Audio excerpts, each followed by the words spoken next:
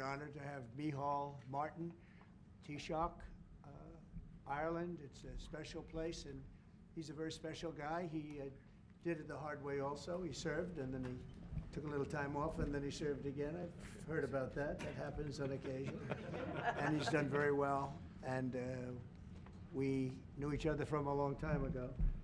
But it's a great honor to have you in the Oval Office and have you at the White House. We have tremendous business relationships with Ireland, and that will only get stronger. The relationship we have personally and every other way is very, very strong and very, very good. So I just want to welcome you to Washington, D.C. and to our country, and thank you very much.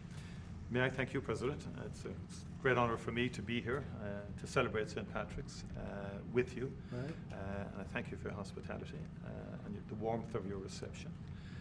And I commend you in terms of the work that you're doing, particularly in terms of the pursuit of peace, which we discussed earlier.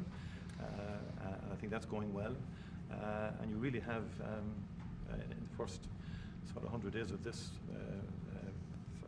government, you've done some extraordinary things very quickly. Thank you. Everybody's watching in that respect. So Thank you. Delighted to be here. It's an honor to be here. Well, it's a great honor to have you, and special people, very special people. I know a lot of Irish, and growing up in New York, I know a couple of your people that used to live in that beautiful Ireland, and now they're here, but they love your country very much. You know, they have a great feeling toward your country.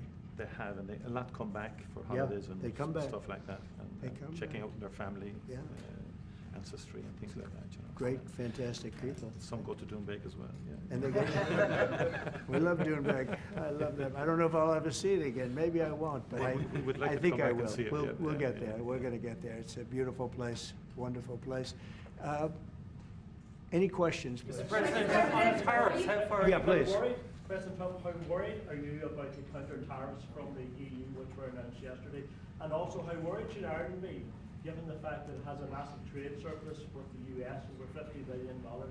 Micheál Martin might be quite nervous about what you're going to tell him today. Well, I don't think he looks nervous to me. And if he was nervous, he wouldn't show it. No, we do have a massive deficit with Ireland, because Ireland was very smart. They took our pharmaceutical companies away from presidents that didn't know what they were doing. And, you know, it's too bad that happened. It's a tremendous job look, the Irish are smart. You're smart people. And you took our pharmaceutical companies and other companies, but, you know, through taxation and proper taxation, they made it very, very good for companies to move over there. And we had presidents and people that were involved in this that had no idea what they were doing, and they lost big segments of our economy. The European Union treats us very badly. They have for years. I saw that. I had it out with them in my first term. It did well, but we had to solve other problems, and we did. But European Union's been very tough, and it's our turn too. You know, we get a turn at that also, but they have not been fair. They sue our companies and win massive amounts of money. They sued Apple, won $17 billion, and they use that for other reasons, I guess, or to run the European Union. So I'm not knocking it. They're doing what they should be doing, perhaps, for the European Union, but it does create ill will. And as you know, we're going to be doing reciprocal tariffs. So whatever they charge us, we're charging them. Nobody can complain about that. Whatever it is, it doesn't even matter what it is. If they charge us 25 or 20% or 10% or 2% or 200%, then that's what we're charging them. And so I don't know why people get upset about that, because there's nothing more fair than that.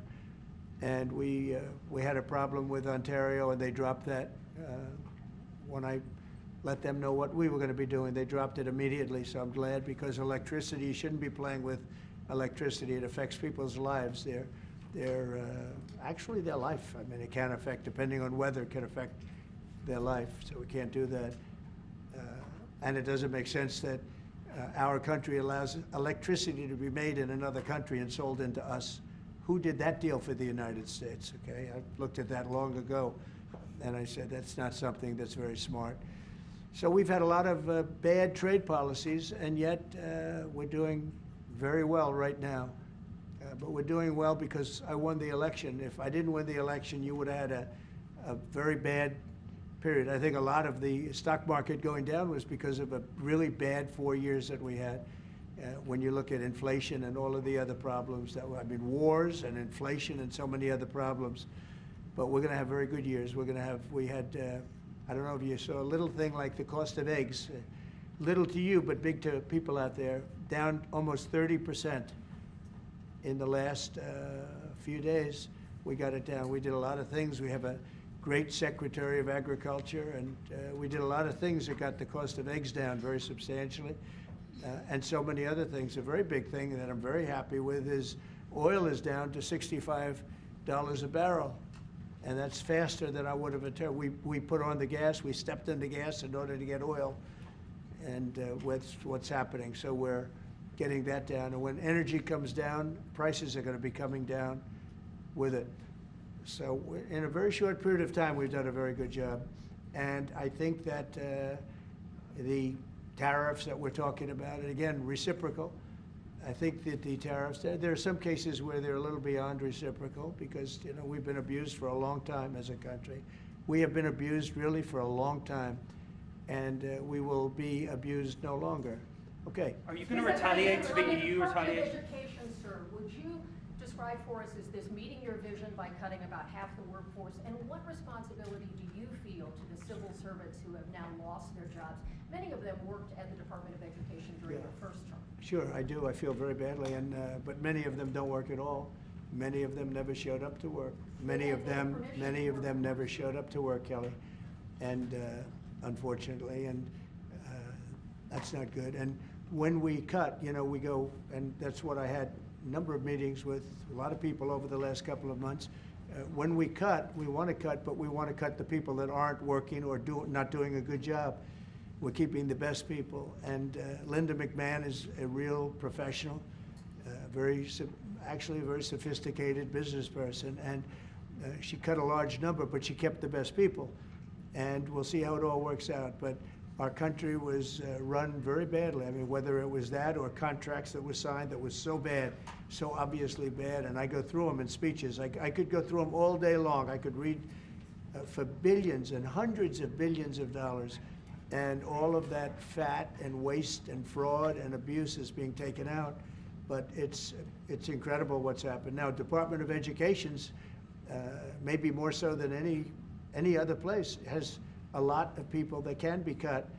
They're, number one, not showing up to work. Number two, they're not doing a good job. And if you take a look at our education process, and if you look at the charts, because they have numerous charts where they do the top 40, we're at number 37, 38, 39, and 40. And recently they hit, during Biden's last few days, they hit last. So they were number 40, and yet we're number 1 in cost per pupil.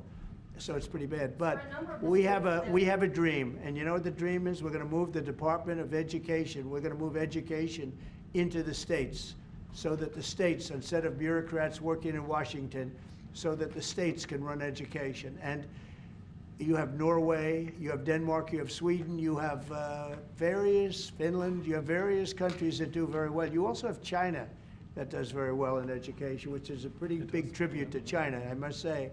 1.4 billion, and they're in the top 10, and it's pretty amazing. So we can't blame size anymore. Normally you'd blame size. It's too big, how can you do it? But China does it. So we think when you move it back to Iowa and Indiana and all the states that run so well, there's so many, I could name 30, maybe almost 40.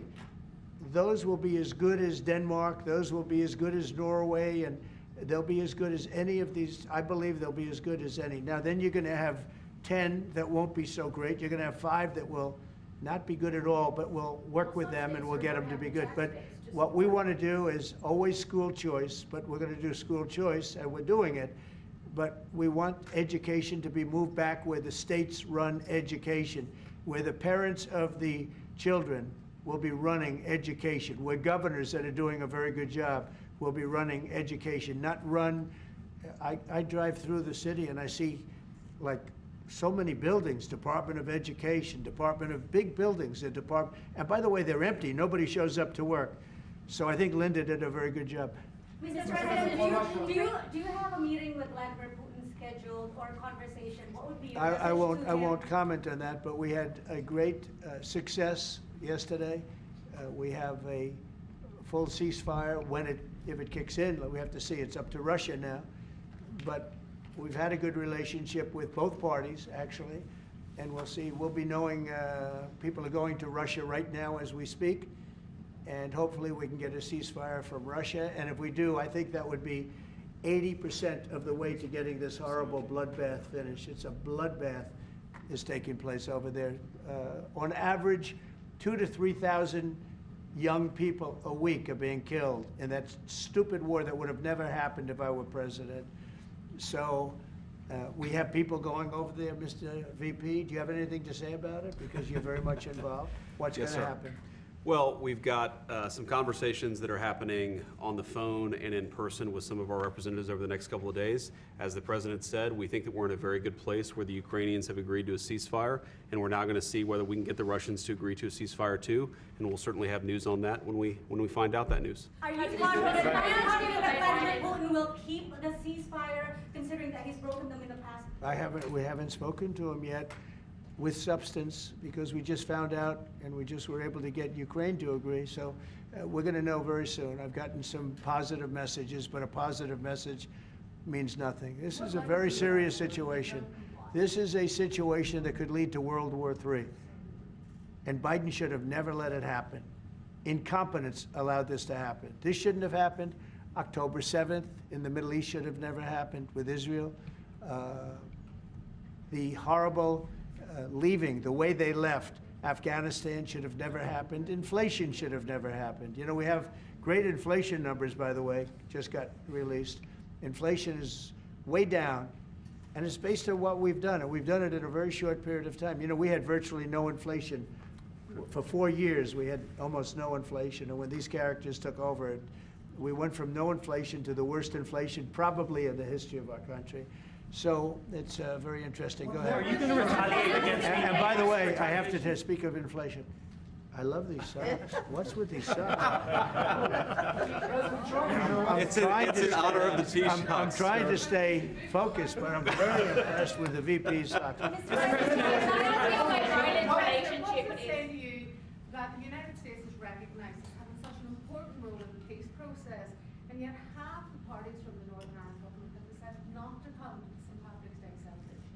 They haven't, what? They haven't come over, they're boycotting the St. Patrick's Day celebration. What are they boycotting? They are talking about your position on Gaza as one of the reasons why they... Oh, I haven't heard that. I really haven't heard that. Look. Can I just say, I got to pay Yeah. tribute to the President on the peace initiatives. The one thing we've learned in Ireland about the peace process that you've just spoken about, and I recall back in the early 90s, when the first tentative steps to get peace in Ireland, people criticised people like John Hume or people like Albert Reynolds, the then Taoiseach. But they kept going. And when we got that ceasefire in 93, okay, it took a number of years to get the comprehensive peace settlement. But again, the guns more or less largely went silent. The war in Ukraine is a devastating war on young people. And I think that very simple, straightforward narrative is to be commended. We all have children.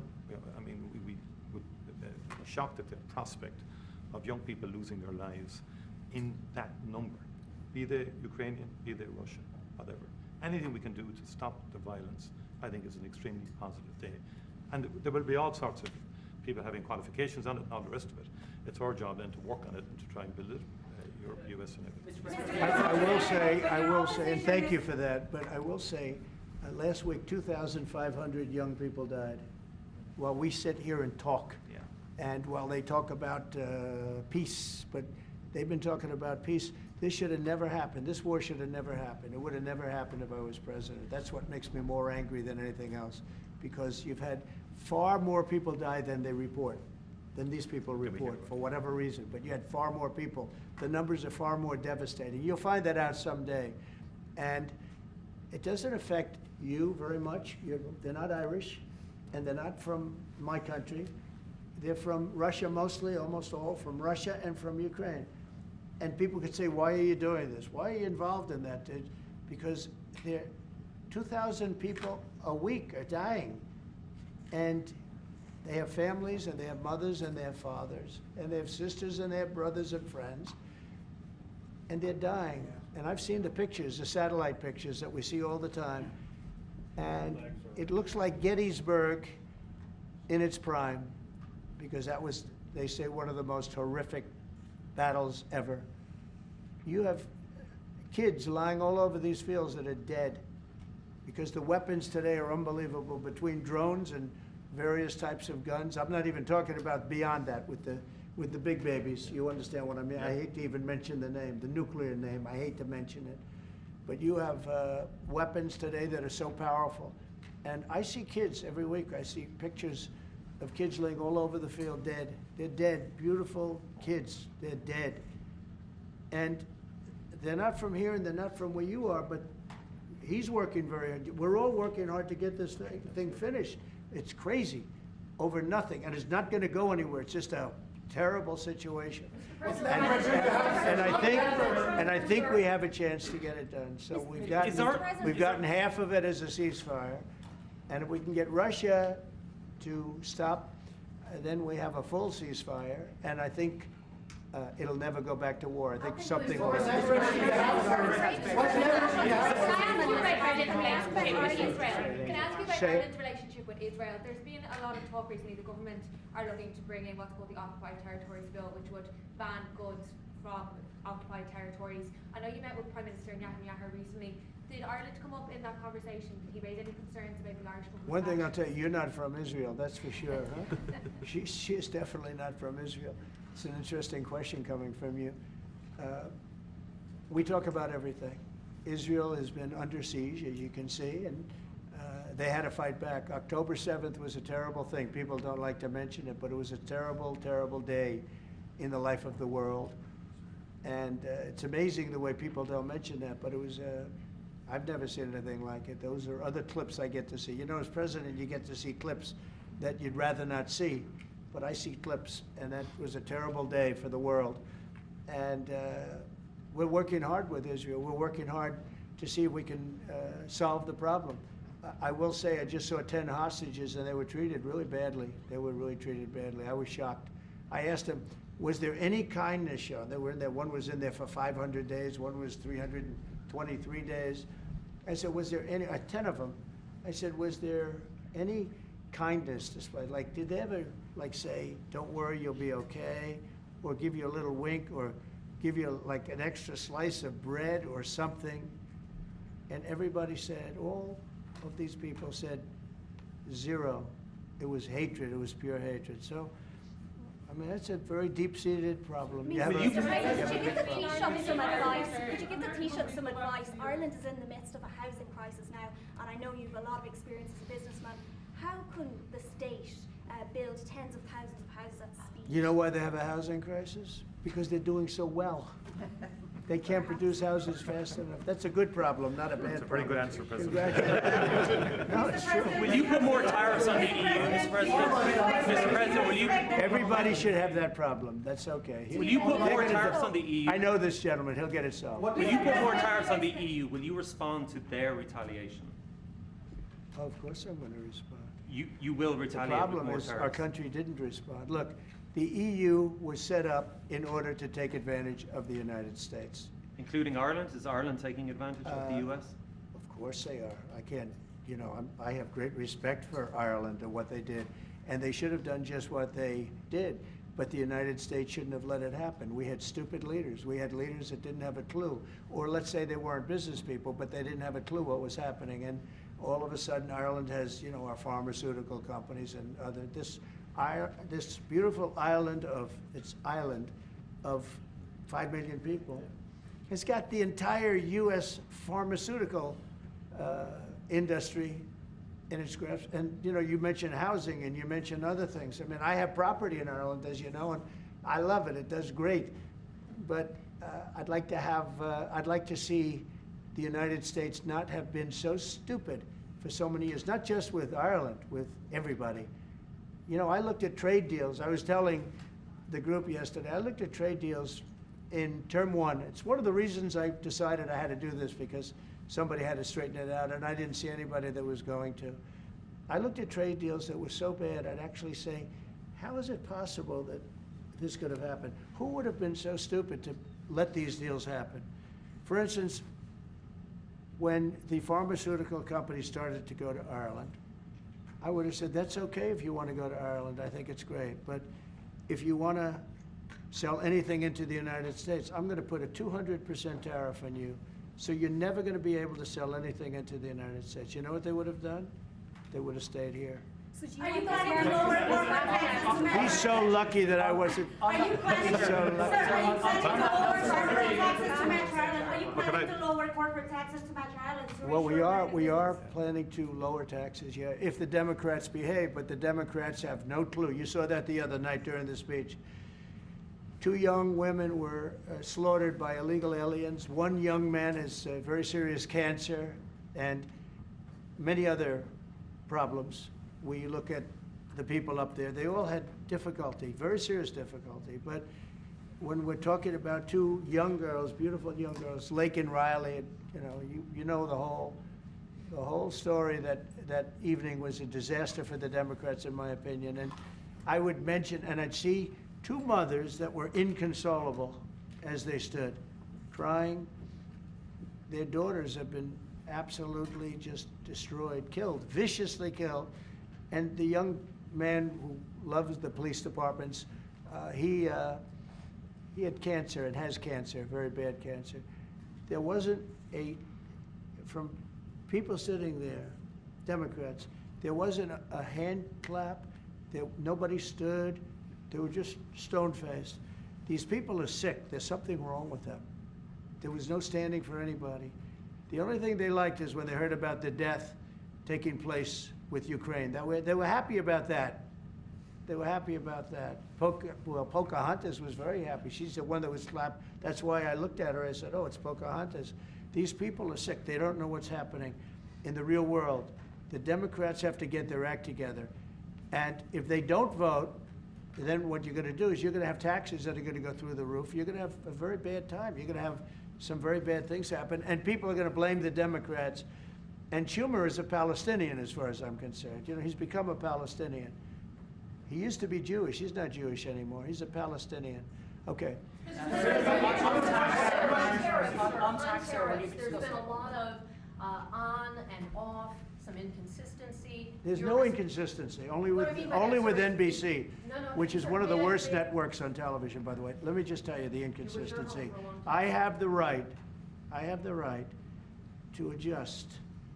And I was called by the automakers, as an example, General Motors, Ford, etc., the big 3, the big 4, and they asked me to do them a favor. Could I delay it for a period of 4 weeks so that they're not driven into a little bit of a disaster for them? They actually love what I'm doing, but they had a problem. And I'm not like a block that just, I won't delay. It's called flexibility. It's not called inconsistency. It's called flexibility. And I think you want me to be flexible too. Is flexibility going to be your ongoing view towards? Sure, I'll always have flexibility, but there will be very little flexibility once we start. April 2nd is going to be a very big day for the United States of America. The United States of America is going to take back a lot of what was stolen from it by other countries and by, frankly, incompetent U.S. leadership, grossly incompetent. I gave you an example of Ireland. I would have never let that happen. Impossible for that to have happened. But we're going to take back our wealth, and we're going to take back a lot of the companies that left are coming back. If you haven't read, we have the biggest computer chip company ever, has virtually all of the market. I didn't call them, they called me. And they called for 2 reasons. Number one, we had a great election of somebody that they want running the country. And we won in a big mandate. We won every swing state. We won by millions of votes.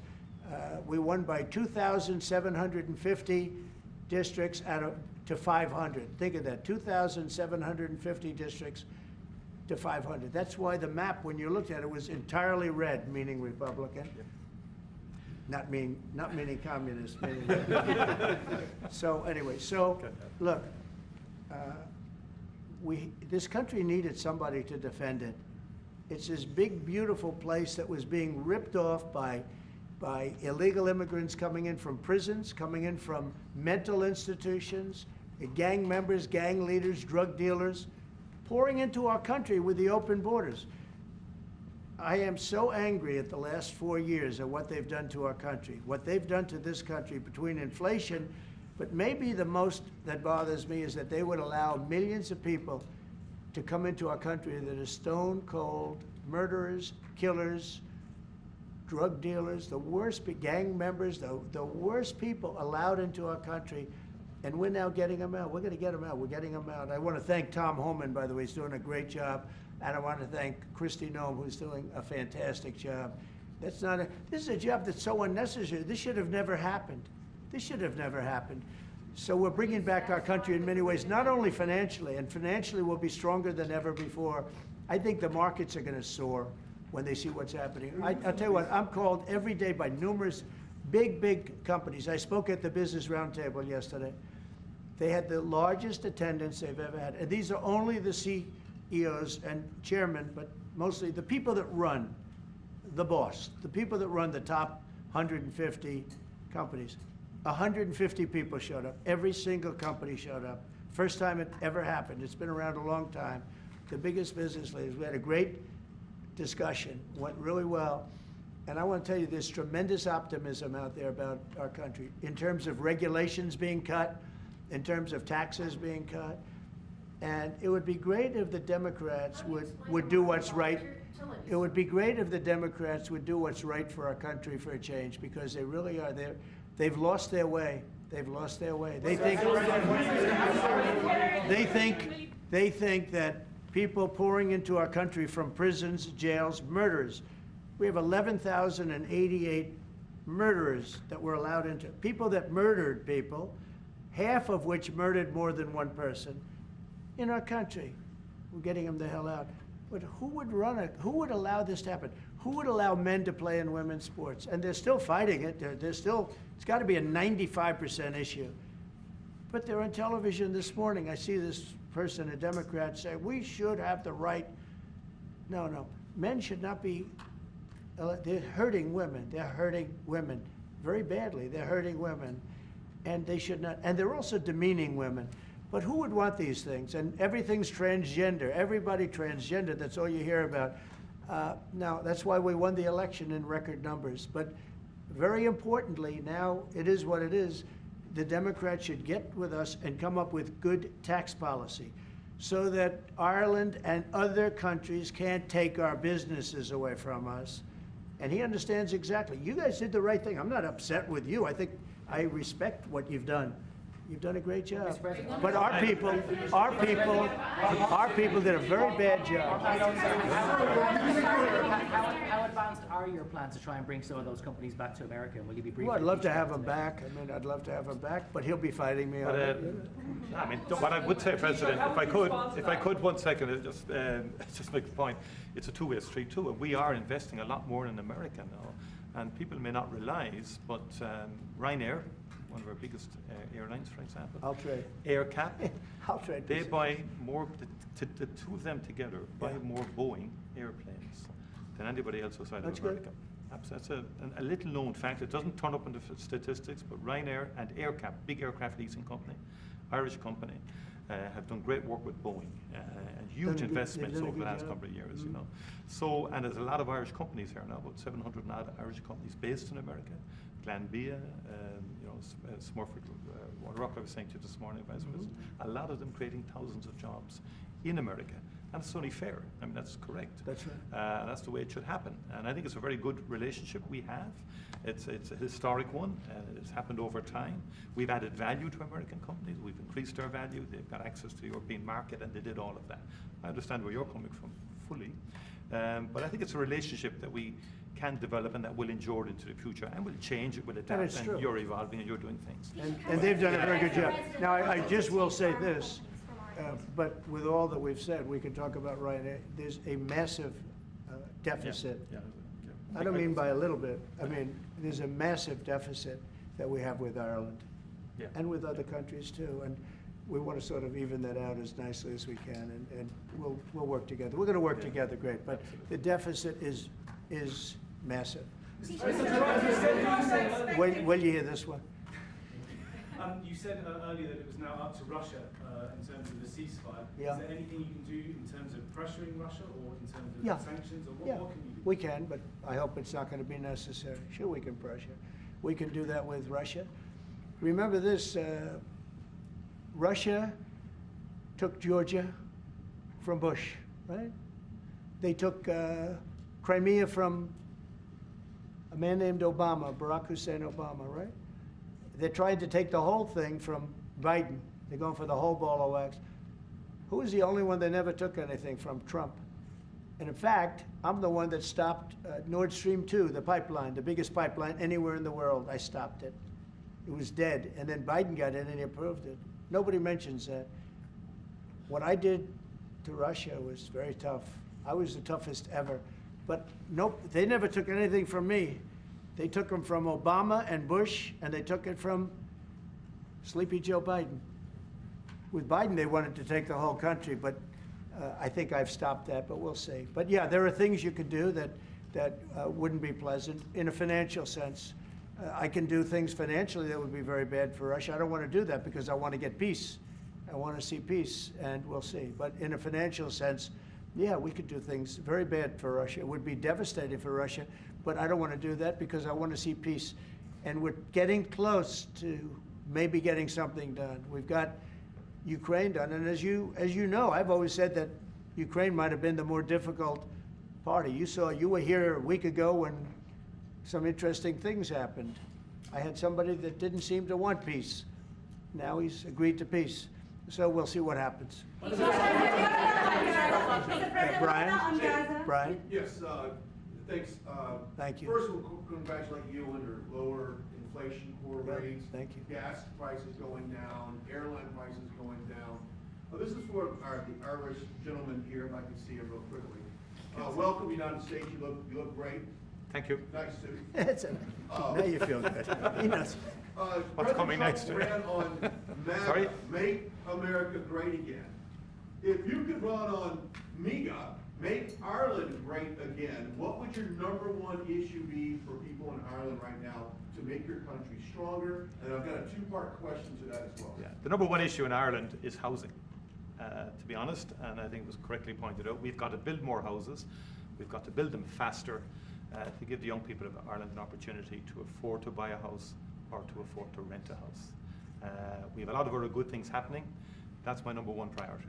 Wonderful. Are you trying to and my service second the part question president? to this, Ireland is known for very happy, fun-loving people, great attitude, many in this room right now that I've met.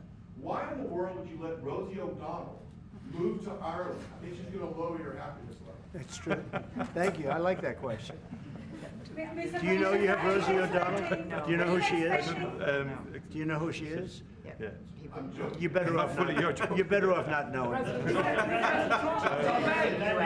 Minister, are you expecting to inform the President your views on Gaza, considering that you have diametrically opposed positions on the state of Palestine? Your country is one of 3 in Europe that recognizes the state of Palestine. Are you expecting to discuss this with the President? Are you expecting to inform him? I don't have to inform the President. He's very well clued into to the whole situation. We shared the President's, again, unrelenting focus on peace. And he's envoying the President himself, as soon as he came into office, went to get a ceasefire. We've been calling for a ceasefire for a long time. We want to consolidate the peace. That is our fundamental aim. We want the hostages out. I've been saying it from day one. It's a horrific thing to do to take someone as a hostage. And I went to Kibbutz Be'eri after October the 7th in solidarity with Israel, and that gets forgotten. And I went a week or 2 afterwards. I saw the kibbutz. It was a shocking thing to see, even though it was a week or 2 after the horror. It was a village. You could see life going on prior to the attack. It was something that will not leave me. And I've been interested in the Middle East for a long, long time. It's complex, and it's all of that. But we do desperately need the hostages out, all of them. It's far too long. Let me finish, please. And then we need a ceasefire. We need to consolidate that. We need a surge of humanitarian aid into Gaza. Because again, there's too many children and too many people starving and so on. Just too many. And it's that humanitarian impulse is what motivates the Irish in respect of its views. And I've always been of the view, it's been our view that a two-state solution would be ideal. It's become much more challenging and difficult as time has moved on.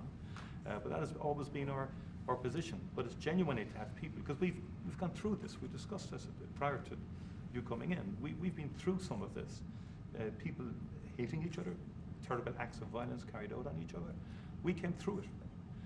It's our earnest hope that Arab and Jewish people can live side by side. And I've met with people, parents of children who were killed on both sides, called Parent Circle in Israel, and they work to try and bring people together. It's difficult work. What about the president's plans to expel Palestinians out of Gaza? Are you discussing that with him and giving him your... Nobody's expelling any Palestinians. I don't know. Who are you with? I'm with Voice of America, sir. Oh, no wonder.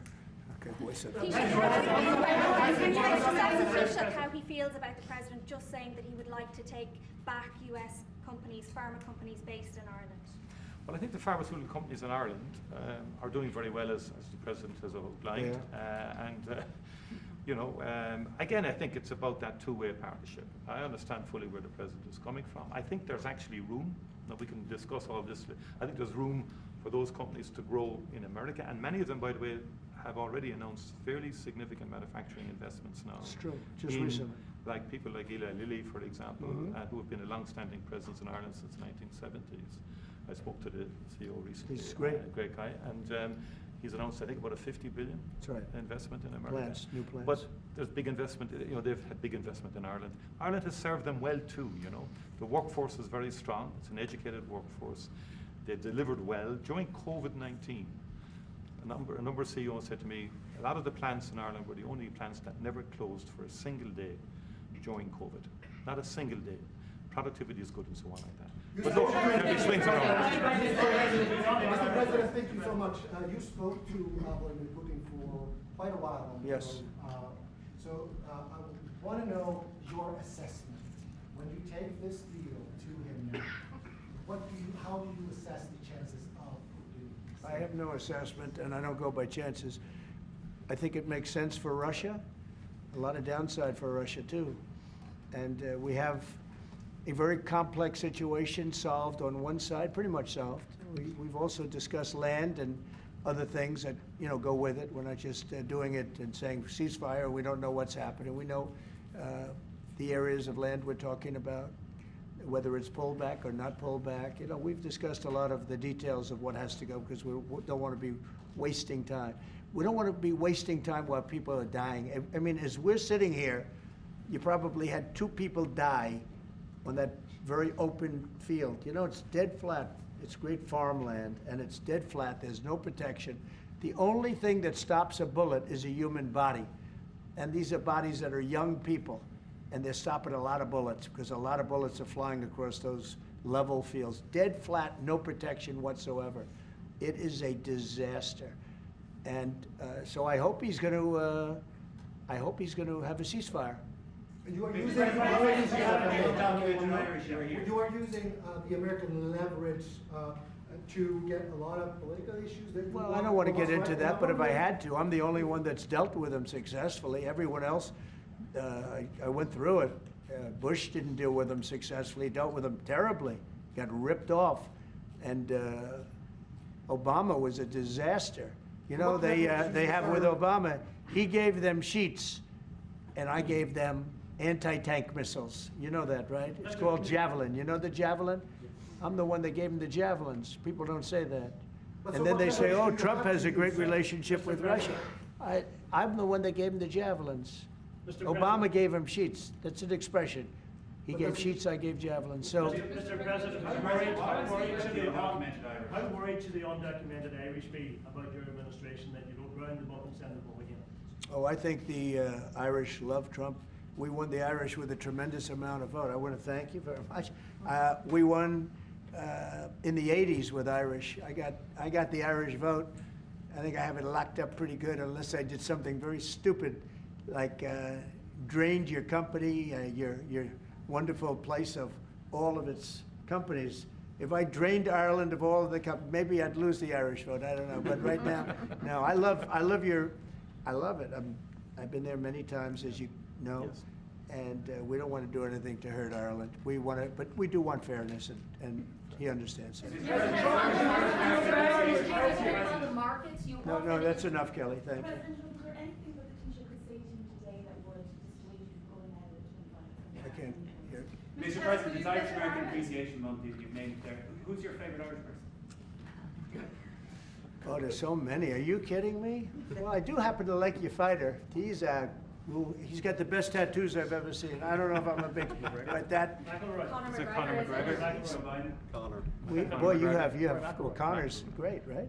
You know, talking about Connor, but you have a lot of great Irish fighters, actually. Great fighters. I don't know what that is, but Ireland's always had a lot of good fighters. You know why? Because they're tough people. They're smart people and they're passionate people. And they really have been over the years. So many. I think your father was a great fighter, right? He was, you did. Wow. Right. And yet, look at you. You're so smooth and so. He was a very good defensive boxer. He could weave. He was a really good. He was a good boxer, yeah. Right, yeah, Fought for I heard Ireland, that. boxed for Ireland, and Yeah. That means you genetically, I'm not going to mess around. Do you follow any Irish golfers? Okay, let's a couple of more from somebody that didn't ask a question. Yeah, please go ahead. Mr. President, should Apple go back to the US from Ireland? Who? Apple? Oh, Apple's been treated very badly. Look, Apple had tremendously bad luck. I thought they had a very good lawsuit, but they lost we fought with them. $16 billion. $16 billion, and they're after a lot of our American companies. See, that's what's unfair. It's a European Union. I'm not blaming you. I'm blaming the European Union. The European Union's gone after our companies, and Apple's a great company, and they have to give $16-17 billion on a lawsuit that I didn't think was a good lawsuit. No, that's not good. No, the European, we have a problem with the European Union. They don't take our farm products. They don't take our cars. We take millions of cars, BMWs and Mercedes-Benz and Volkswagens and everything. We take millions of cars. I said to Angela Merkel at the time, I said, Angela, how many Chevrolets do we have in the middle of Munich? Why, none. I said, you're right, we have none. That's the way it is, we have none.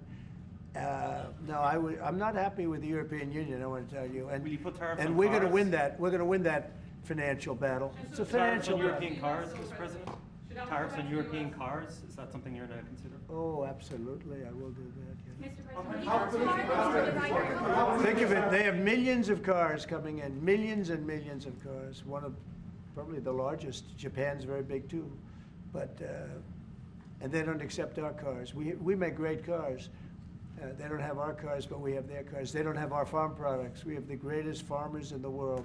They don't accept our farm products, and we accept theirs. So, you know, things are going to change unless they do what they have to do, and they know what they have to do. This is not going to be a tough battle. In my opinion, not going to be tough. Just like when Ontario charged us, everybody said, oh, they just charged. I said, this will be won in 1 hour. And they announced what we were going to do, and they withdrew their little threat. And what they don't say in Canada is that 270%, have you ever heard that? We have tariffs on dairy products from Canada of 270%, going up to 400%. You never hear that. Canada's absolutely one of the worst. And we, when I say worst in terms of charging tariffs. Their dairy products, they charge our farmers 240, 250, 270, and 400%, okay? Think of that for dairy product. And we charge them like peanuts. You know why? Because we've been improperly run for so many years. I had that all settled in my first term. But then, of course, Biden, you know, he let everything go to hell. One of the things we did is we took from China hundreds of billions of dollars, and I have great respect for President Xi. But he understood that. He understood it was a one-way street, and you can't have a one-way street. Okay. One more question. Can you say which countries you might target in your next travel ban? Say it. Can you say which countries you might target in your next travel ban? Wouldn't that be a stupid thing for me to say? I said, which countries am I going to target for the next travel ban? As part of the, Can you believe somebody would ask that question? as part of the Well, we're going to talk. We're going to be talking really to the European Union. You know, I will tell you this one little, we'll end it with this. So I have a property, a big property in Ireland that you know well. It's one of the most highly rated hotels in all of Europe. It's beautiful. Doonbeg. It's a beautiful 600 acres on the ocean, and everybody knows it. And we have a beautiful hotel. And I was going to do a project there, a big expansion of the place. This was when I was a civilian, before the presidency, before I even thought about the presidency. But I was going to do a really beautiful expansion because it does very well. And I got the approvals from Ireland so quickly. They were so professional. They wanted it. You know, it's economic development, it's jobs, it's construction jobs, a big expansion, beautiful expansion. But I was told something that bothered me. They said, sir, you also have to get approved by the European Union. I said, why do I have to go to the European Union to expand a hotel that's in Ireland? They said, well, that's the way it is. I say, well, shouldn't that go fast? They said, no, it'll take at least 7 years. You gave me the approval in about 4 weeks. It was a beautiful professional. If you took 4 years, you wouldn't have done a better job. You know, everything was done environmentally, everything. There's no reason to take very long. I had everything from Ireland in 4 weeks. And then I hired somebody. He said the process will be from 5 to 7 years. And I said, oh, really? And then I found out that they weren't playing games. Now think about how bad that is for your country. So that was my first experience with the European Union. And I dropped the project. I just said, I'm not going to do that. I'm not going to go 7 years to expand something. But I have to, I'll hand it to Ireland. You were so professional, so good. But I don't know why. European Union had to approve it. And with them, it was deal. And that's the European Union. So it was a very bad experience I had. Just say, President, you have the distinction of being, I think, the only president that has physically invested in Ireland. That's through good. your Doonbeg. And it's been a good investment. And I mean, for anybody, you should go there. It's just stunning. I love this. No, I mean, seriously, even if you don't play golf, Yeah, I mean, it is a stunning landscape. Yeah. Your people have restored it very well, and our people are going to continue to work with you on that piece to do it all sort of effectively and so on like that. They've had a great, relationship. But it is, and the local people, my local councillor Rita McInerney texted me last week to say, tell President Trump to thank his family for the way they've worked with the local community and for the work that they've done.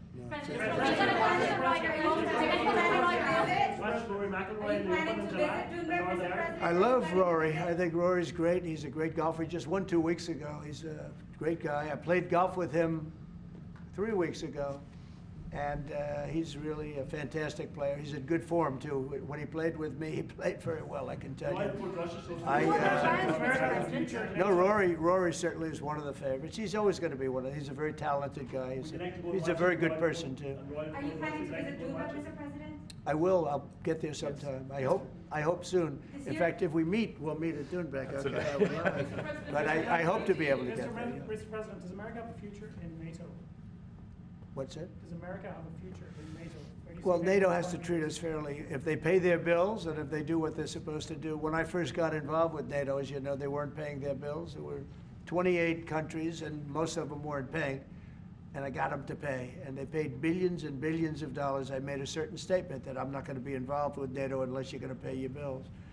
And I was asked a question, if we don't pay, are you going to help us? I said, no, if you don't pay, you're saying you're delinquent.